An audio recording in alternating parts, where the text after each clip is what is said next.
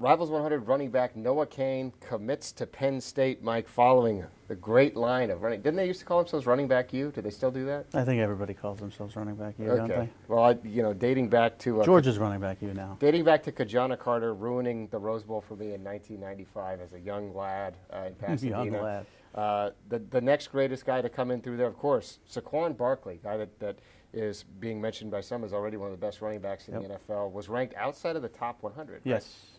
Right? Noah's in the top 100. Let's compare those two. Do you see some similarities between the two of them? Noah Cain looks more like Saquon Barkley in college.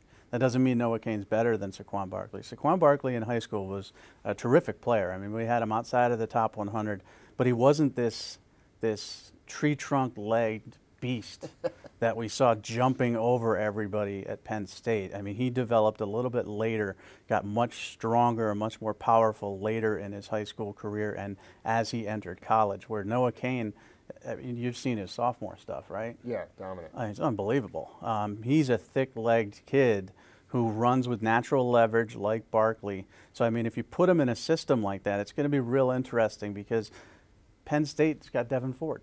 So what do you do? I mean, you got two great running backs. Noah Cain keeps putting himself in positions where he's with great running backs. I mean, he's at IMG with Trey Sanders where he has to split carries.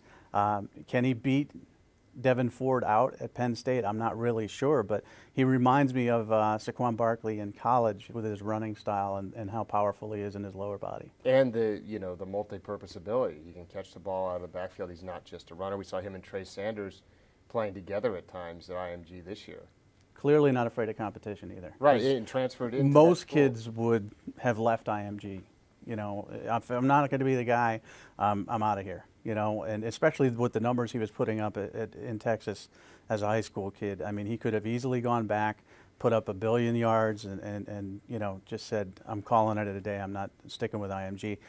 Could have easily chose another school that didn't have a 5-star running back as well. So, you know, I respect the kid. I think he's one of those guys that is in the 70 range in the rankings that could be better than that. You know, John Emery, you know, I'm big on John Emery, who's also in the 30-something range, who could be better than that as well.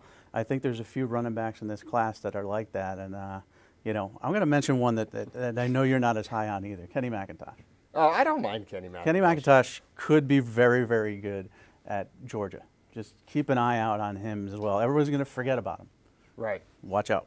Okay, so 8 of the top 10 rushers in the NFL this season were ranked in the Rivals 100.